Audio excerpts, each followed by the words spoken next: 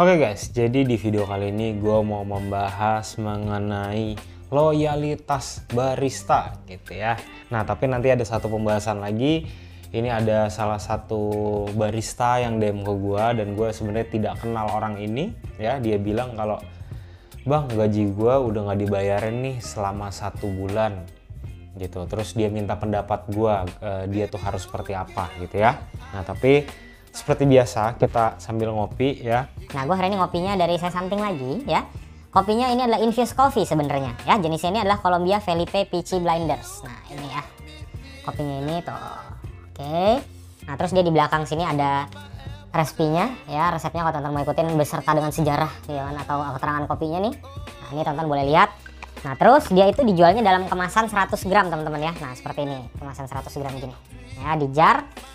Oke, nah menurut gue ini kopinya sangat menarik teman-teman, harus banget cobain sebenarnya ya.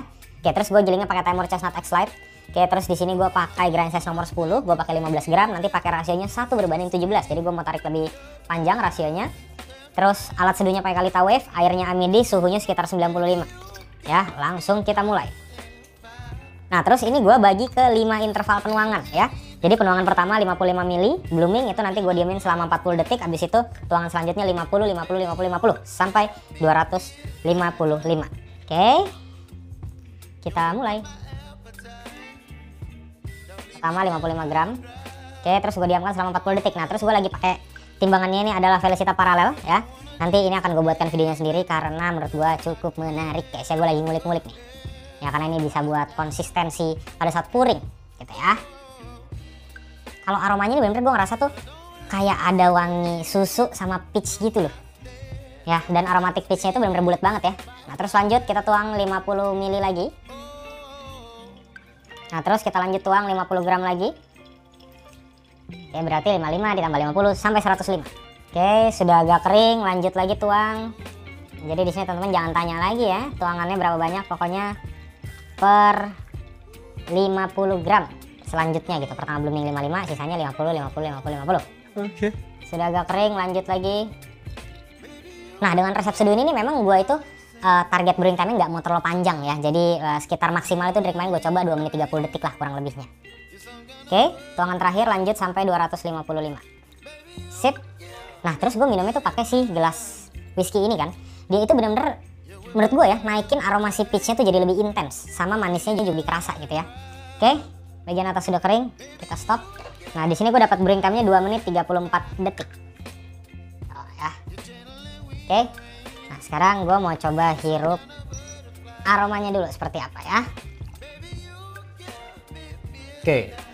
Kalau dari aroma ini benar-benar jelas banget, bulat banget tuh aromatik dari peach yang udah matang, terus wanginya benar-benar manis, sama di sini gue nyium kayak ada wangi kulit-kulit jeruk.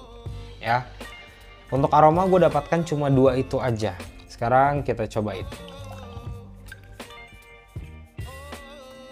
Nah, pertama kali masuk mulut, ini gue ngerasa intensitas manisnya cukup tinggi. Acidity-nya itu ada di bawah si sweetness-nya. Terus yang pertama kali kerasa flavornya itu adalah si key lime. Key lime itu mungkin jeruk nipis gitu ya. Jeruk nipis. Abis itu di belakang baru bener-bener peach-nya itu jelas banget. Nah, sedangkan untuk red apple-nya gue memang belum dapat. Nah, terus entah kenapa gue ngerasa manisnya ini lebih ke arah peach tersebut sih. Jadi benar-benar buah peach yang udah mateng gitu ya. Oke, terus sensasi di mulutnya itu benar-benar kayak kalau teman-teman tahu ya, minuman yang namanya jeruk sonkit, kalau pernah minum. Nah, sensasinya tuh abis minum kerasa di dalam mulut, kerasa di lidahnya tuh mirip-mirip kayak gitu loh. Ya.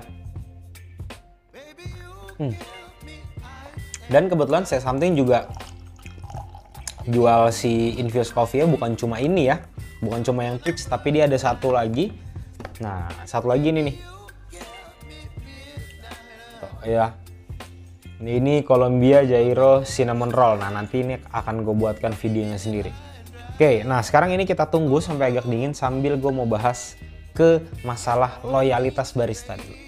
Nah, masalah loyalitas ini menurut gue pribadi, ini terkadang ada segelintir orang yang menyalahgunakan ibaratnya lah. Ya, kenapa gue bilang seperti itu? Karena ini khususnya kayak buat owner coffee shop ya, terkadang owner coffee shop itu hanya menuntut oke, baristanya harus loyal dong, baristanya harus loyal dong. Nanti kalau lu loyal, gua akan entah mungkin naikin gaji lebih cepet atau kasih bonus gitu. Tapi permasalahannya adalah tolak ukurnya tidak ada. Seperti apa yang bisa dikatakan oke, barista ini sudah loyal gitu? Karena itu sama sekali nggak ada, kayak abu-abu aja gitu. Karena memang basically yang namanya loyalitas itu nggak bisa diukur sebenarnya. Jadi balik ke diri masing-masing. Kalau gue pribadi simpelnya adalah gue pribadi akan loyal dulu gitu. Jadi gue mau menunjukkan dulu ya apa yang gue bisa, apa yang attitude gue seperti apa, gue akan menunjukkan dulu ya. Kalau gue pribadi nanti feedback ke guanya apa itu nomor sekian, itu kalau gue pribadi ya. Karena simpelnya gini, loyalitas itu lebih cenderung arti kita memberikan ya.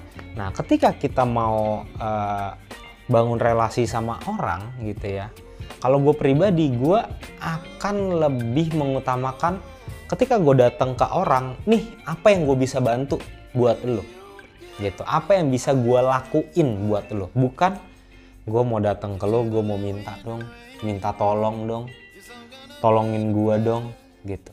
Karena walaupun kita bicara bisnis ya, kita mau bisnis sama orang, apalagi kita bicara orang yang levelnya di atas kita, gitu ya. Ketika kita datang terus kita minta dong gue, tolongin dong, gue butuh ini nih, gue butuh ini.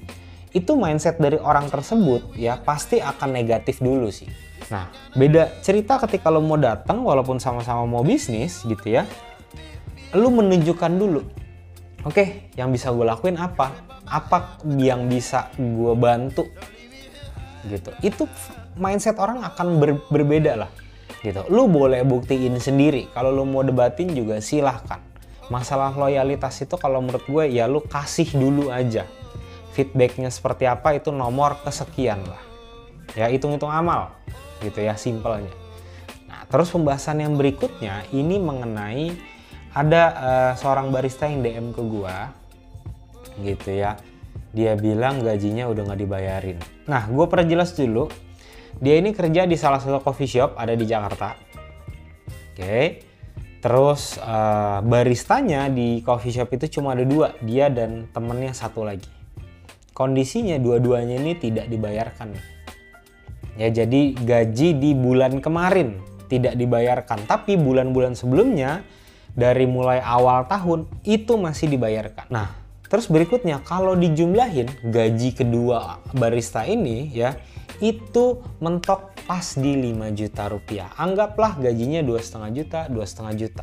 Oke. Nah terus selanjutnya si barista ini nanya ke bosnya nih, Pak gaji saya kok nggak dibayarin gitu ya, kenapa nih? Gitu. Saya butuh buat, dia bilang untuk bayar kosan sama makan sehari-hari. Setelah itu si bosnya jawab, kamu itu kalau kerja sama saya, ini menurut keterangan si baristanya ya, kamu itu kalau kerja sama saya kamu harus loyal. Tunjukkan loyalitas kerja kamu dulu. Oke, nanti saya akan bayarkan, saya kasih bonus. Dia bilang seperti itu. Oke. Katanya penyebabnya itu adalah efek dari masa pandemi. Katanya masih struggle. Oke. Logisnya gini, ketika memang lu masih struggle, kenapa gaji dari awal tahun ini ya, dari Januari, itu lu masih sempat bayarkan? Gitu, itu yang pertama. Dan yang kedua, menurut keterangan si barista ini, sales per harinya itu rata-rata ada di 2,4 juta sampai 3 juta. Itu buat coffee shop gede. Ya, itu buat coffee shop gede. Terus yang berikutnya lagi si baristanya bilang ini, padahal bang dia itu coffee shopnya nggak lagi ngadain promo atau lagi nggak ngebakar duit lah. Ya artinya itu bisa dikatakan biaya marketing. Nah dari situ gue bisa tarik kesimpulan gini. Oke, kalau misalnya kita bicara gaji itu masuknya ke area fixed cost. Oke, ada fixed cost, ada variable cost. Itu kalau dibahas panjang ya. Nah, fixed cost sendiri itu terbagi ke beberapa komponen lagi. Ya, variable cost pun juga. Pertanyaannya, apakah owner coffee shop ini ngitung nggak nih fixed cost-nya? Tahu nggak nih komponennya apa-apa aja? Resikonya apa-apa aja kalau misalkan dari fixed cost itu ada yang di-cut atau di-press? Karena menurut gua, yang paling bahaya itu adalah ketika owner coffee shop nggak ngitung fixed cost secara benar. Atau dihitung, tapi komponennya tuh banyak yang nggak dimasuk-masukin tuh. Itu yang menurut gue sangat berbahaya. Kenapa? Karena fixed cost pun kalau misalkan sudah dihitung secara rinci, fixed cost itu secepat mungkin harus bisa ditutupin nih. Dalam arti ditutupin apa? Owner itu nggak usah ngeluarin duit terus, duit pribadi untuk ngebiayain si fixed cost tersebut. Gitu. Karena semakin lama fixed cost itu masih ditanggung sama kantongnya owner coffee shop, itu akan sangat berbahaya gitu. Ya, nah pertanyaannya jadi gue ke arah sana. Apakah bos lo ini ngitung fixed cost nggak nih? Gitu, takutnya nggak ngitung, ujung-ujungnya nanti kalau seperti itu BEP-nya nggak ketahuan kapan. Gitu ya. Lu mau ngitung apapun tuh jadi nggak ada patokan jelas gitu, atau goalsnya jadi abu-abu gitu ya. Nah terus yang konyolnya lagi adalah dia bilang kalau pada saat pandemi waktu itu ya, dia itu dirumahkan tapi tidak dibayar, gajinya tidak dibayar nih, tapi ketika dia mau resign nggak diizinin. Oke, setelah itu pas gue tanya apakah ada surat kontrak, nggak ada. Nah ini maksud gue adalah loyalitas yang suka banyak disalahgunakan tuh yang seperti ini nih. Menurut gue pribadi, barista ini sangat-sangat loyal loh. Gitu. Ya sangat loyal. Nah tapi permasalahan ini ada oknum-oknum coffee shop yang konyol. Gitu ya. Terkadang suka nggak mikir. Kan barista lo tuh butuh makan. Ya.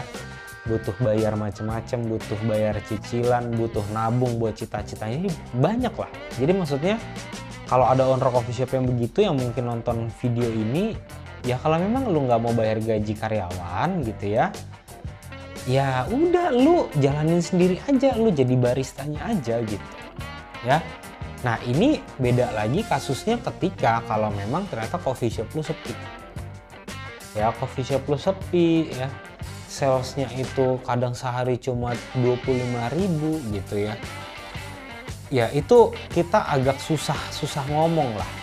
Tapi kalau kasusnya seperti ini, saran dari gue nih, mungkin ada teman-teman di luar sana yang mengalami hal yang sama, lu cabut aja deh, resign aja. Tapi tetap sebisa mungkin resign itu dengan cara yang baik-baik, ya dengan cara yang profesional. Lu kasih surat resign, ya nggak masalah. Gitu ya, karena nggak ada yang tahu ya, lu kedepannya mungkin lu punya rezeki atau lu ketemu investor yang cocok sama lu buka coffee shop, jadi lu bisa tahu nih ya sebenarnya tuh step-step jadi seorang yang profesional itu seperti apa gitu ya. Simpelnya sebenarnya seperti itu ya. Buat teman-teman barista semangat. Kalau memang ya teman-teman barista ini ngerasa skillnya sudah cukup, attitude-nya baik tapi nggak dibayar gajinya, udah cabut aja gitu. Ya, jadi jangan mau dalam tanda kutip dibudakin. Sayang waktu lu, sayang skill lu, sayang umur lu gitu ya. Oke, nah ini sekarang kopi sudah agak dingin, gue mau cobain lagi. Oke, ketika dia sudah dingin, ini apelnya tuh tipis-tipis di depan berbarengan sama peach. Jadi peachnya pindah ke depan sama kayak ada rasa apel di dalam mulut. Apelnya apel merah ya. Nah terus peachnya ini masih benar-benar bulat banget, kerasa di mulut. Nah abis itu di belakang gue ngerasa jeruk nipisnya jadi agak turun ya, malah lebih ke arah kulit jeruknya doang. Sekarang manis dan asamnya balance. Nah terus ini bodinya menurut gue medium ya. Terus dia itu sensasinya lebih ke arah antara juicy atau tea light, tapi rasanya masih kompleks walaupun dia pakai 1:17. Jadi bisa dikatakan kopi ini adalah kopi yang irit guys. Nah terus aftertaste ini long banget ya. di rongga hidung sama mulut itu bener-bener peach-nya ninggal banget, sama kayak ada sensasi kulit jeruk. Terus kemarin udah gue coba ya, rasa apelnya itu dengan peach-nya jadi kayak kejar-kejaran intensitasnya ketika gue blend pakai kopi ini, Bali Karana Apricot Rum Cask. Ya, ininya 70%, terus si Peachy Blinders-nya ini 30%. Teman-teman harus cobain sih, karena bener-bener spektrum rasanya tuh jadi unik, flavor yang keluar pun jadi unik. Ya, nanti semua link pembeliannya gue akan taruh di deskripsi. Nah, terutama teman-teman kalau mau cobain infused coffee yang masih bisa enjoyable, yang nggak terlalu nusuk gitu ya, ini ya, dia itu setahu gue stoknya nggak banyak. Jadi teman-teman langsung cek link di deskripsi aja. Nah, nanti kalau teman-teman mau tanya-tanya mengenai scale ini ya, grinder apapun itu, silahkan teman-teman langsung tulis di kolom komentar aja. Nah, kalau misalnya di kolom komentar gue balasnya lama atau gue nggak balas ya, teman-teman follow dulu Instagram gue di sebelah sini di @remaringka, habis itu DM aja ya, sebisa mungkin dan secepat mungkin akan gue balas. Nah, kalau teman-teman punya pendapat mengenai pembahasan gue ini, silahkan tulis di kolom komentar aja ya, biar kita bisa saling berdiskusi. Oke teman-teman, sampai ketemu di video selanjutnya. Thank you.